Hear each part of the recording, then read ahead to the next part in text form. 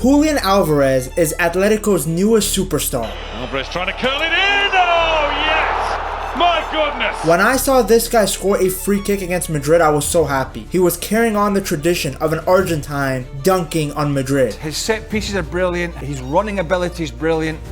He's technically a very good player, and he's a superb finisher in the final third.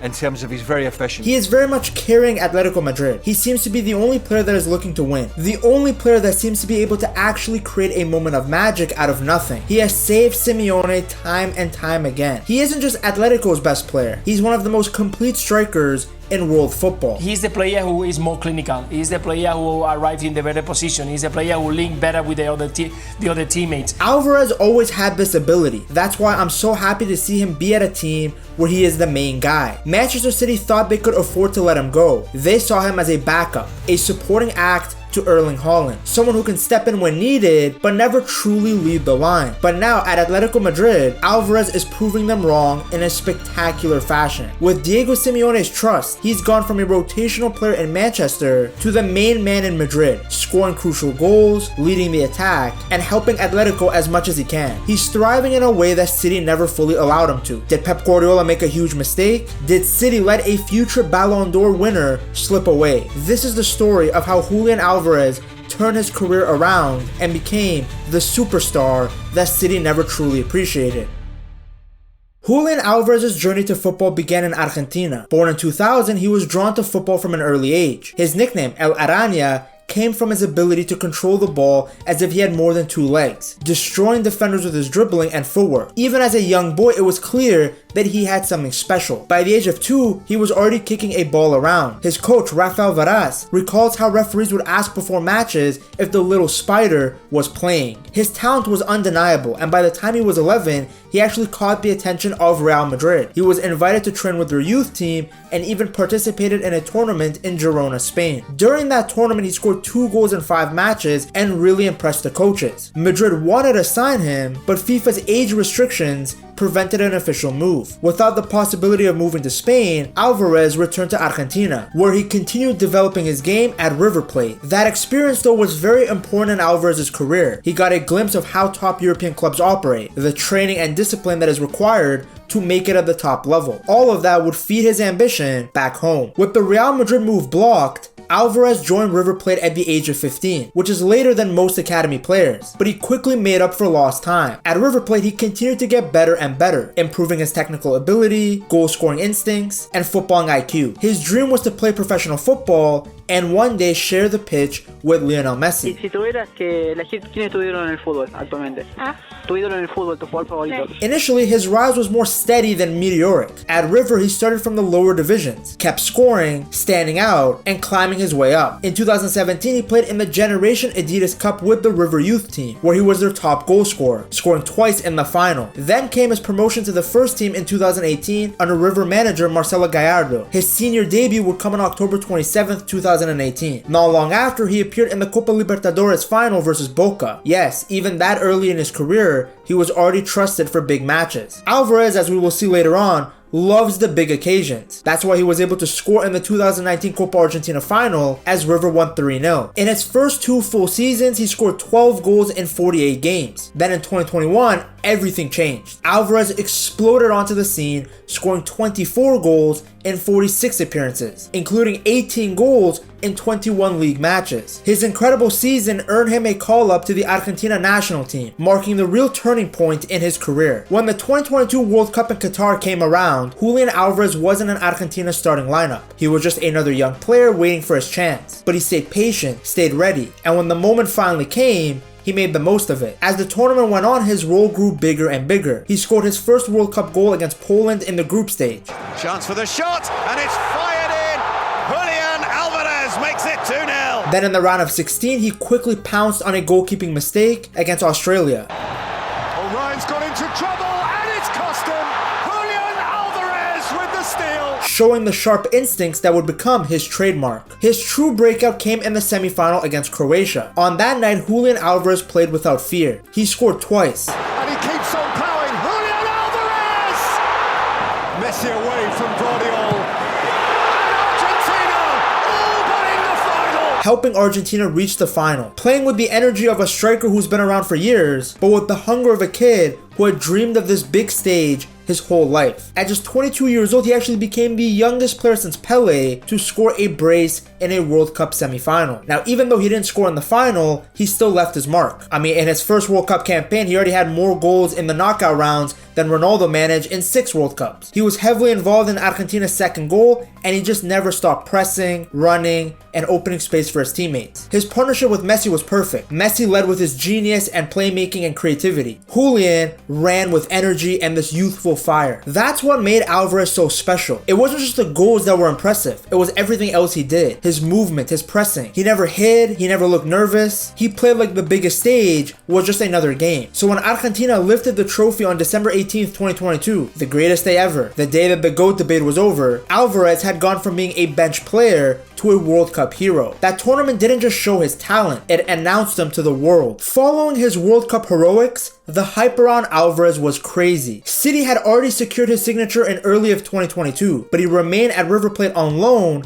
until the summer. When he finally arrived in England, he was joining one of the world's best teams, led by Pep Guardiola. At City, Alvarez had to adjust quickly. This wasn't just any big club, it was Pep's machine, where every player has a very specific role and the competition is insane. His biggest challenge was obviously the Norwegian fridge in front of him, Erling Haaland. City already had the deadliest striker in the world. But at some point, these guys, they know they're good enough to play week in, week out.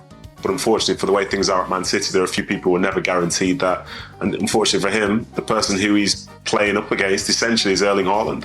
Somebody who scored nearly 100 goals in the last 2 seasons. That meant that Alvarez rarely got to play as the traditional number 9. Instead, he had to adapt. Sometimes he came off the bench, other times he was pushed out wide or dropped a little deeper to act more like a supporting striker or a second striker. And whenever injuries hit, like when Kevin De Bruyne was out later on, Alvarez got the chance to step into a more central role. No matter where he played though, one thing was very clear. When Pep needed him, he delivered. His first full season couldn't have gone any better. City pulled off the treble, winning the Premier League, FA Cup, and Champions League. And Alvarez wasn't just watching from the sidelines like Mendy for France during the World Cup. He scored 17 goals across all competitions. In the Champions League semi-final second leg against Madrid, he scored to seal City's place in the final. Foden. On it goes to Alvarez! Manchester City are heading to Istanbul. They will play in the Champions League final against Internazionale of Milan, and they absolutely ripped Real Madrid apart. This guy just loves dunking on Real Madrid. I love it. A few days later, he scored the winner against Chelsea to officially clinch the Premier League. Alvarez will score here, and City take advantage of some sloppy Chelsea play. He didn't start in the Champions League final, but that didn't matter. By the end of that season, he was one of the few players in history to win both the World Cup and a continental treble in the same year. Not bad for your debut season. After that, his role actually got bigger. In the 2023-2024 season, he wasn't just scoring, he was also creating. When De Bruyne got injured, Pep used Alvarez more as a number 10. It wasn't his best position, but he was still able to link up with Haaland and help run the attack. He even started taking set pieces, free kicks, corners, and the numbers showed his progress. 19 goals and 13 assists in all competitions. But here's the craziest stat from that year. Alvarez played in 54 of City's 59 matches that season, more than any other player in the squad. That tells you everything about how much Pep trusted him. Bit by bit, he went from the kid fighting for minutes to a key part of one of the best teams in the world. After winning it all with Manchester City, Julian Álvarez wanted more. He didn't want to just be a squad player. He wanted to be the main guy. So in August of 2024, Atletico Madrid came calling, and they made Alvarez's dream a reality. Alvarez signed a long-term deal until 2030, and immediately was seen as the centerpiece of their attack. Instead of sitting there saying, well, I'll play my 25 games at Man City. No, I want to go there, and I'm a World Cup winner, and I want to make my mark as somebody that's on that team sheet, rather than being a bit of an afterthought to time. The Kevin De Bruyne's, the Bernardo Silvas, Jack Grealish and Erling Haaland. He's gone there and he's making himself the number 1 guy. Simeone had actually admired him for years and had a plan for him. Julián Álvarez speaks the same language as Diego Simeone when it comes to playing the game and the way that they approach it. Alvarez was going to lead their attack. But things weren't easy in the beginning. He didn't even start the first league match. And Simeone wasn't totally sure how to use him properly. I don't understand Simeone at all. This guy should not be sitting on the bench at any stage. When he did get minutes, the goals weren't coming. On top of that, he had to adjust to Simeone's tough system. For a forward who thrived in City's fluid attack, this was a big shift. Going from Pep ball to Simeone's haram ball is not easy. He just didn't look comfortable. It was always going to be a tough adjustment. Going from a rotational player to a star meant that the spotlight and pressure were all on him. Off the pitch incidents didn't help his transition either. Paparazzi swarmed his home due to a scandal involving the previous owner of the house he rented. He and his partner, Emilia Ferrero, had to relocate to avoid the media frenzy. Despite these challenges though, Alvarez remained focused on football, determined to prove that he had made the right decision in leaving Manchester City. So he continued to work hard, and eventually Simeone found the solution, a 4-4-2 with Alvarez and Griezmann leading the line. That changed everything. The chemistry clicked fast. Griezmann could drop deep and link up with the play, while Alvarez made the runs that stretched defenses. Together they balanced each other out. From there, Alvarez started looking more at home. He carried more of the attacking load, and became the player Atletico turned to when they needed something big. Again, He has been scoring and creating chances across all competitions, playing a key role for Atletico in the Champions League and La Liga. Who can forget what he did against Bayer Leverkusen in the Champions League, where he scored twice, including a dramatic 90th minute winner. Then he dunked on Real Madrid with a beautiful shot into the top bins. Had this poor guy not slipped when he was taking his penalty, he would have helped knock Real Madrid out that night. Then in La Liga, he got a hat-trick against Rayo Vallecano, helping Atletico get 3 points at a time where they were really struggling. And of course, what a performance he put on against Madrid in La Liga, scoring twice to help give Atletico a huge win. His first goal came from Mbappe's favorite spot, the penalty spot. The second was pure class. Atletico won a free kick near the edge of the area, and Alvarez took it. He curled it right into the top corner. Perfect placement, perfect power. But as I stated before, it's more than just his goals. Alvarez's relentless pressing, his movement, and just general versatility makes him so important to Simeone's system. Of course, he has the qualities to finish the chances in the way that he did today. But all of it comes first and foremost work rate. And that team player attitude that we have seen from Julián Álvarez is in his makeup to do a lot of the things that are considered to be the dirty work. The fact that he can drop into midfield, that he can play up top by himself or in a duo with Sorloth, and the fact that he's so clinical both inside and outside the box, it gives Atletico a new attacking dimension. They have Julián Álvarez now. That's a game changer. Griezmann, Julián Álvarez, and Sorloth. You can play them together. Sorloth can also come into the team and start, but there's options. They didn't have attacking options before, but Julián Álvarez has been an absolute game changer for Atletico Madrid because he can open up. He's very good at taking shots from outside the box, making runs in behind.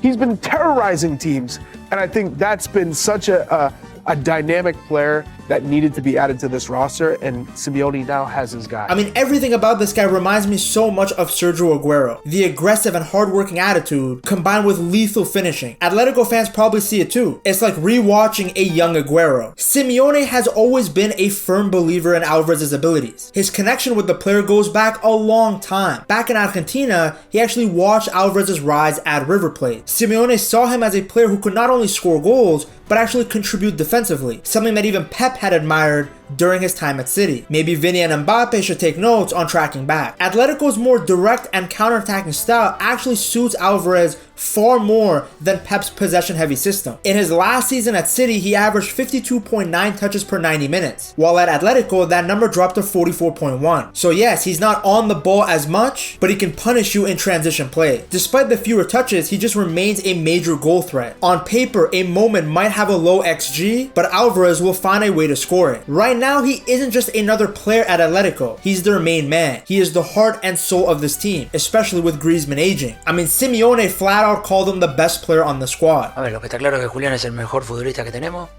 Necesitamos cuidarlo, necesitamos que esté muchos años acá en el Atlético de Madrid y para eso él nos tiene que ayudar y nosotros lo tenemos que ayudar a él para que pueda seguir siendo mejor aún de lo que es. The numbers back that up too. 33 goals and 8 assists in 63 matches. That's more than a goal every 2 games for those of you that can do quick math. On top of that, Alvarez had a direct hand in 15 of Atletico's last 19 wins. Whether it's scoring first, grabbing the only goal, or making the key assist, he is the one constantly deciding matches. And it's also important to note when he delivers. He's done it against Betis, Barcelona, Rayo Vallecano, and of course Real Madrid. He's shown up when Atletico needed him the most. And at this point, everybody knows that he has the ability to flip a game in seconds. Here's the catch though. Being so dependent on one player can backfire. If Alvarez has an off day or he gets shut down, Atletico suddenly look a lot weaker. Simeone's challenge will be to keep Alvarez at the center of the project, but also build enough around him so that the team doesn't collapse without him. Because the truth is, when Alvarez is on fire, Atletico look like contenders. But if he's quiet, the whole team suffers. And that's the double-edged sword of relying on one star man. For Alvarez though, this is only the beginning. He is just entering his prime years. His performances at Atletico suggest he has the potential to become the best forward in the world. With his goal scoring ability, intelligence, and relentless work ethic, he is well on his way to becoming an Atletico Madrid legend. His decision to leave City and take on a new challenge was risky, but so far it's paid off. Now the question is, can he lead Atletico to La Liga glory? Can he deliver a Champions League trophy to the club that has fallen agonizingly short in the past? Only time will tell. One thing is very certain though, Julian Álvarez is no longer just El Araña from Argentina. He is a global star, and his story is far from over. To see just how good Atletico can be when Alvarez is at the top of his game, you have to check out this video right here.